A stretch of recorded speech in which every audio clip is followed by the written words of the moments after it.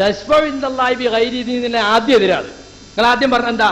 നിങ്ങൾ ആകെപ്പാട് സുലൈമാൻ സഖാഫിയോട് വായിച്ച തശ്ഫഉ ഇൻദല്ലാഹി ബിഗൈരി ദീനി, അള്ളാന്റെ അനുമതി കൂടാതെ അള്ളാന്റെ അടുക്കൽ ശുപാർശ ചെയ്യുമെന്ന് അല്ലേ? അപ്പൊ അള്ളാഹ് വിശ്വാസമുണ്ട് നിങ്ങളെ സമ്മതിച്ചില്ലേ? പിന്നെ നിങ്ങളിപ്പോ യക്ഫുറൂന ബിർറഹ്മാൻ വായിച്ചിട്ട് വല്ല കാര്യമുണ്ടോ?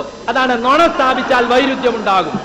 നുണ സ്ഥാപിക്കാൻ ശ്രമിച്ചാൽ വൈരുദ്ധ്യം ഉണ്ടാകും. ഇനി ഉലൈകല്ലദീന കഫറൂ ബിറബ്ബിഹിം, ദാ റാജിയ ഞാൻ വായിക്കുന്നത്. ഉലൈകല്ലദീന കഫറൂ ബിറബ്ബിന്റെ അർത്ഥം എന്താ അറിയോ? ഞാൻ ഇതുവരെ എന്റെ നാവുകൊണ്ട് പറയുന്നത് വഹാദാ യദുല്ലു അലാ അന്ന കുല്ലമൻ അൻകറൽ ബഅസ വൽ ഖിയാമത ഫഹുവ കാഫിറുൻ. പുനരുത്ഥാനത്തെ നിഷേധിച്ചാൽ, ഖിയാമത്തിനെ നിഷേധിച്ചാൽ അവൻ കാഫിറാണ്.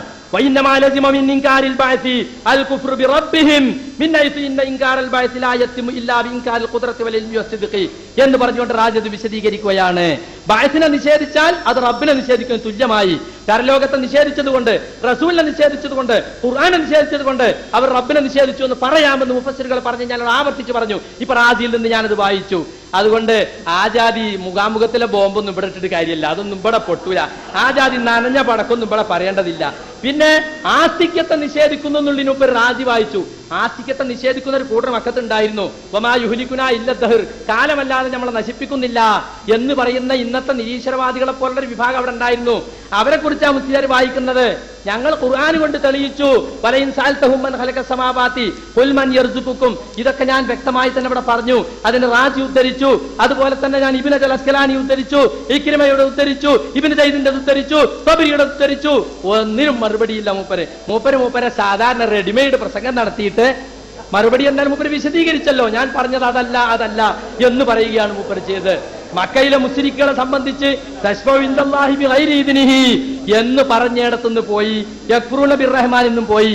ഇപ്പൊ പറയുന്നത് എന്താണ്? ശിർക്ക് വെച്ചിരുന്നു. പക്ഷേ അതെന്താണ്? കുട്ടികളുള്ള അള്ളാഹുവാണ്, പെൺമക്കളുള്ള അള്ളാഹുവാണ്. ഏത് അള്ളാഹുവിലായാലും പരമാധികാരിയായ ഒരു അള്ളാഹുവിൽ അവർ വിശ്വസിക്കുകയും അതോടൊപ്പം മഹാന്മാർക്ക് അവർ ഇബാദത്തെടുക്കുകയും ചെയ്തു. അതാണ് ശിർക്ക്. നിങ്ങൾ ചെയ്യുന്ന ദുആ ഇബാദത്താണെന്ന് ആയത്ത് കൊണ്ട് ഞാൻ തെളിയിച്ചു. ഉദ്ഉനി അസ്തജിബ് ലക്കും എന്ന ആയത്ത് ഓതിയിട്ട് ഹദീസ് കൊണ്ട് ഞാൻ തെളിയിച്ചു. അദ്ദുആഉ അൽ ഇബാദ. മാത്രമല്ല നിങ്ങൾ ഇവിടെ ഇതുവരെ വാദിച്ച സമദിയ്യത്ത് 10 കൊല്ലാലെ ഈ നുണയും പറഞ്ഞ് നടക്കണേ. സമദിയ്യത്തും പറഞ്ഞിട്ട് മുൻകാവും ഇരുന്നപ്പോ തെളിയിക്കാൻ കഴിഞ്ഞോ? കഴിഞ്ഞ ചർച്ചകളിലൊന്നും സമദിയ്യത്ത് കൊണ്ടുവരാൻ ധൈര്യമുണ്ടായിരുന്നില്ല. എന്നാൽ സമദിയ്യത്തിന്റെ ആശാന്മാരെ തന്നെ ഇറക്കാമെന്ന് വിചാരിച്ചു. എന്നിട്ട് തെളിയിക്കാൻ സാധിച്ചോ? സാധിക്കുകയില്ല. നിങ്ങൾക്ക് കേരളത്തിൽ മുജാഹിദുകളുടെ മുമ്പിൽ സമദിയ്യത്ത് തെളിയിക്കാൻ നിങ്ങൾക്ക് എത്ര ശ്രമിച്ചാലും സാധിക്കില്ല. കാരണം കളവ് സ്ഥാപിക്കാനാണ് നിങ്ങൾ ശ്രമിക്കുന്നത്. കളവ് സ്ഥാപിക്കുവാൻ നിങ്ങൾക്ക് സാധിക്കുകയില്ല. കാരണം സമദിയ്യത്ത്, നിങ്ങൾ ഈ പറഞ്ഞത് ഈ ഓലപ്പാമ്പുണ്ടല്ലോ, സമദിയ്യത്തിന്റെ ഓലപ്പാമ്പ്, അത് മുഖാമുഖം ഇരിക്കുമ്പോൾ നടക്കുകയില്ല, വാദപ്രതിവാദത്തിൽ നടക്കുകയില്ല.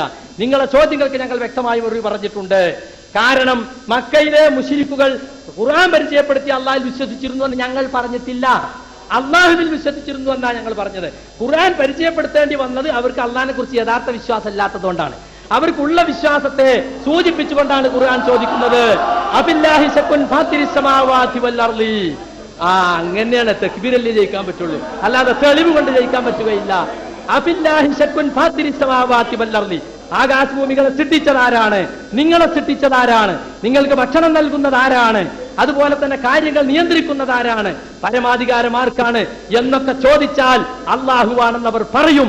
അതോടൊപ്പം അവർ അവിടെ ഉണ്ടായിരുന്ന ഇബ്രാഹിം നബിയെയും ഇസ്മായിൽ നബിയെയും വിളിച്ചു പ്രാർത്ഥിച്ചിരുന്നു. നിങ്ങൾക്ക് ലാ ഇലാഹ ഇല്ലല്ലാഹ് പറയാൻ അവകാശമില്ല, നിങ്ങൾ ബഹുദൈവ വിശ്വാസമാണ് പ്രചരിപ്പിക്കുന്നത്, തൗഹീദ് നോമനെ പേരിട്ട് നിങ്ങൾ ശിർക്കാണ് പ്രചരിപ്പിക്കുന്നത്. അത് നിങ്ങൾക്ക് സാധാരണക്കാരെ യാക്കോബിനെ മുമ്പിൽ നിർത്തി പ്രകോപനമുണ്ടാക്കി പ്രസംഗിക്കാൻ സാധിക്കും. പക്ഷെ പണ്ഡിതന്മാരുടെ മുമ്പിൽ മുഖാമുഖം ഇരിക്കുമ്പോൾ അത് നടക്കുകയില്ല. മുഹമ്മദ് നബി സല്ലല്ലാഹു അലൈഹി വസല്ലം പരിചയപ്പെടുത്തിയ അള്ളാഹുവിനെ കുറിച്ച് അവർ വിശ്വസിച്ചാൽ അവർ മുഅ്മിനായില്ലേ? അതവരായിട്ടില്ലല്ലോ. അതേസമയം അവർക്ക് അള്ളാഹുവിൽ വിശ്വാസം ഉണ്ടായിരുന്നു, പരമാധികാരിയ. അതിനാണ് ഞാൻ ആയത്തോതിയത്. വമാ യുഅ്മിനു അക്തറുഹും ബില്ലാഹി ഇല്ലാ വഹും മുശ്രികൂൻ. അവർ അള്ളാഹുവിൽ വിശ്വസിക്കുന്നത് അള്ളാഹുവിൽ പങ്കുവെച്ചുകൊണ്ടാണ്. അവ പങ്കു ചേർത്തുകൊണ്ട് അവർ വിശ്വസിച്ചിരുന്നു. വദാനമിൻ ഈമാനിഹിം, അത് ഈമാനിൽപ്പെട്ടതാണ് എന്ന് ഇക്രിമ പറഞ്ഞ് ഞാൻ ഉദ്ധരിച്ചു, ഇബ്നു സൈദ് പറഞ്ഞ് ഉദ്ധരിച്ചു. ഞാൻ പറയുന്നത് തടസ്സപ്പെടുത്തിയിട്ട് കാര്യമില്ല. ഈ സത്യം ഇത് കേൾക്കുന്ന ആളുകൾക്കൊക്കെ അറിയും. പറയുന്നത് തടസ്സപ്പെടുത്താൻ ശ്രമിച്ചിട്ട് കാര്യമില്ല. നിങ്ങൾ ആര് മുമ്പിൽ വന്നിരുന്നിട്ടും നിങ്ങൾക്ക് ഇതല്ലേ പറയാനുള്ളത്? ഇനി ഇതിലും വലിയ ആൾ വന്നാലും ഇതല്ലേ പറയാനുള്ളത്? നിങ്ങൾ ആരൊക്കെ വന്നാലും നിങ്ങൾക്ക് ഈ ശിർക്ക് സ്ഥാപിക്കാൻ പരിശുദ്ധ ഖുർആൻ കൊണ്ടും തിരുനബിയുടെ ഹദീസ് കൊണ്ടും ഇൻഷാ അല്ലാഹ് സാധിക്കുകയില്ല. അതിന് ഇത്തരത്തിലുള്ള സിറ്റിങ്ങുകൾ ഇൻഷാ അല്ലാഹ് നമുക്ക് വ്യക്തമായി തന്നെ ഇത് തെളിയിക്കാനുള്ള അവസരമായി എന്നതിൽ ഞങ്ങൾക്ക് വലിയ സന്തോഷമുണ്ട്. സമതായ അള്ളാഹു ആണ്. ഞങ്ങൾ അള്ളാഹു സമതാണെന്ന് ഞങ്ങൾ വിശ്വസിക്കുന്നത്, വൈദേശിക സമതാണെന്ന് ഞങ്ങൾ വിശ്വസിക്കുന്നില്ല.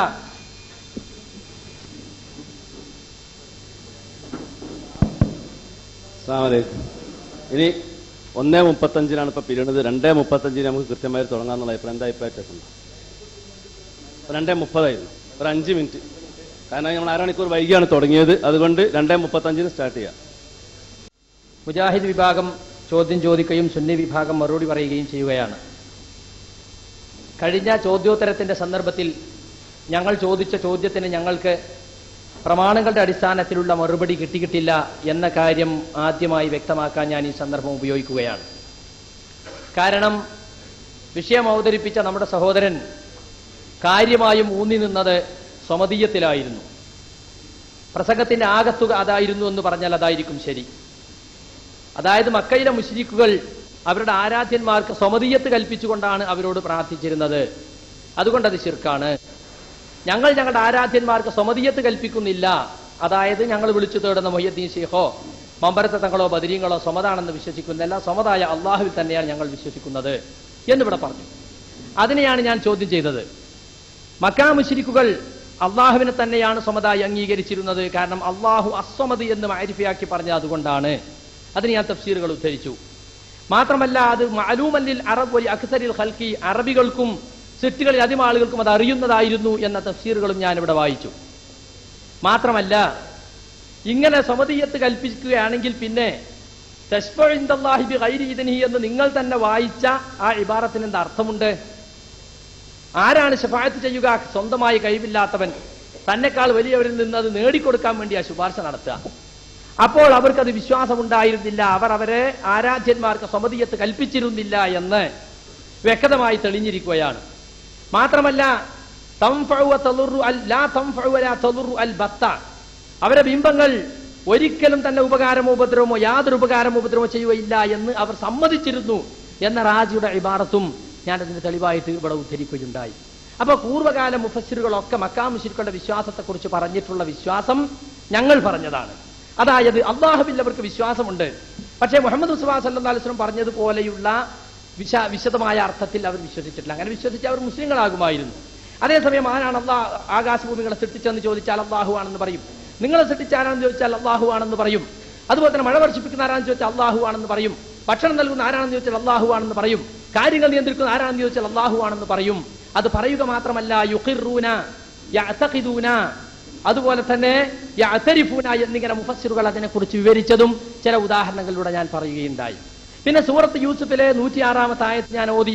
വമാ യുഅ്മിനു അക്സറുഹും ബില്ലാഹി ഇല്ലാ വഹും മുശ്രികൂൻ. അള്ളാഹുവിൽ പങ്കു ചേർക്കുന്നവരായിക്കൊണ്ടാണ് അവർ അള്ളാഹുവിൽ വിശ്വസിക്കുന്നത്. അത് വക്കാന മിൻ ഈമാനിഹിം എന്നത് ഇബ്നു സയ്യിദിൽ നിന്നും ഇക്രിമയിൽ നിന്നുമൊക്കെ ഞാൻ ഇവിടെ തൊബരിയിൽ നിന്നും റാസിയിൽ നിന്നും ഫത്തുൽ ബാൻ എന്നൊക്കെ വായിച്ചു. അതുകൊണ്ട് എന്റെ ആദ്യത്തെ ചോദ്യം ഞാൻ ഒന്നുകൂടി ആവർത്തിക്കുകയാണ്. ഞങ്ങളുടെ ചോദ്യത്തിന് പ്രമാണങ്ങളുടെ അടിസ്ഥാനത്തിൽ മറുപടി കിട്ടേണ്ടതുണ്ട്.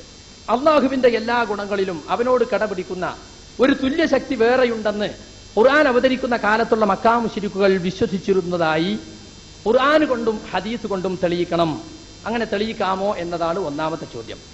രണ്ടാമത്തെ ചോദ്യം ഞങ്ങളുടെ വിഷയാവതരണത്തിൽ പറഞ്ഞൊരു ചോദ്യമാണ്. അതായത് ഇവിടെ പറഞ്ഞു പ്രാർത്ഥന, കക്കൂസ് പോകുമ്പോഴുള്ള പ്രാർത്ഥന, പുറത്തിരുമ്പോഴുള്ള പ്രാർത്ഥന, അങ്ങനെ പല പ്രാർത്ഥനകളുണ്ട് എന്ന് പറഞ്ഞു. അതെല്ലാം ഇബാദത്താകുന്ന പ്രാർത്ഥനയാണ്. അത് അള്ളാഹുവിനോട് മാത്രമേ പാടുള്ളൂ എന്ന് ഞങ്ങൾക്കും അറിയാം, ഞങ്ങൾ ഇത് അംഗീകരിക്കുന്നുണ്ട്. അപ്പൊ ഇബാദത്തല്ലാത്തൊരു പ്രാർത്ഥന ഉണ്ട് എന്നാ. പ്രാർത്ഥന രണ്ട് വിധന്റെ ഇബാദത്താണ് അല്ലാത്തത്. ശരി, അങ്ങനെയാണെങ്കിൽ ഇബാദത്തല്ലാത്ത ഒരു പ്രാർത്ഥന അള്ളാഹുവിന്റെ റസൂല് അള്ളാഹു അല്ലാത്തവരോട് നടത്തിയിട്ടുണ്ടോ? അതിനൊരു ഉദാഹരണം തെളിവ് സഹിതം. അങ്ങനെ എന്താണ് ഇതിന്റെ തെളിവ്? എന്താണ്? റസൂൽ സ്വല്ലല്ലാഹു അലൈഹി വസല്ലമയോ മറ്റ് അമ്പിയാക്കളോ ഇബാദത്തല്ലാത്ത ദുആ അല്ലാഹു അല്ലാത്തവരോട് നടത്തിയതിന് ഉദാഹരണം പറയണം. അതാണ് ഞങ്ങളുടെ രണ്ടാമത്തെ ചോദ്യം. മൂന്നാമത്തെ ചോദ്യം, ഇവിടെ ഇപ്പൊ തർക്കത്തിലിരിക്കുന്ന വിഷയം പ്രാർത്ഥനയുമായി ബന്ധപ്പെട്ടതാണല്ലോ. പ്രാർത്ഥനയുടെ പര്യായമായ സഹായം തേട്ടം. അതുകൊണ്ട് ഞങ്ങൾ ചോദിക്കുകയാണ്, നബിയുടെ ജീവിതകാലത്ത് സഹാബികൾ പലരും നബിയിൽ നിന്ന് അകന്നു നിന്ന സന്ദർഭങ്ങൾ ഉണ്ടായിട്ടുണ്ട്. ഇവിടെ സദസ്സിലില്ലാതെ അല്പം അങ്ങോട്ടും ഇങ്ങോട്ടൊക്കെ യാത്ര പോയിട്ടും മറ്റുമൊക്കെ. അത്തരം സന്ദർഭത്തിലൊക്കെ നബി സല്ലല്ലാഹു അലൈഹി വസല്ലമയോട് ചോദിച്ചറിയേണ്ട പല പ്രശ്നങ്ങളും അവർക്കുണ്ടായിരുന്നു. പല മസലകളെ പറ്റിയും പല സംഗതികളെ പറ്റിയൊക്കെ. അങ്ങനെ വല്ല പ്രശ്നത്തിലും നബിയുടെ ജീവിതകാലത്ത് സഹാബികൾ ആരെങ്കിലും നബിയുടെ അസാന്നിധ്യത്തിൽ വെച്ച് നബിയെ വിളിച്ച് സഹായം തേടിയതായി നിങ്ങൾക്ക് സഹീഹായ ഹദീസ് കൊണ്ട് തെളിയിക്കാൻ സാധിക്കുമോ? ഈ മൂന്ന് ചോദ്യങ്ങളാണ് ഞങ്ങൾക്ക് പറയാനുള്ളത്. മൂന്നാമത്തെ ചോദ്യം ഞാൻ ഒന്നുകൂടി വിശദീകരിക്കാം. ഇവിടെ ഞങ്ങൾ നടത്തുന്നത് ഒരിക്കലും ഇബാദത്തായ ദുആയല്ല. എങ്കിൽ നബി സല്ലല്ലാഹു അലൈഹി വസല്ലമയുടെ സഹാബികൾ അതിന് മാതൃക കാണിച്ചിട്ടുണ്ടാവണമല്ലോ. അങ്ങനെ നബി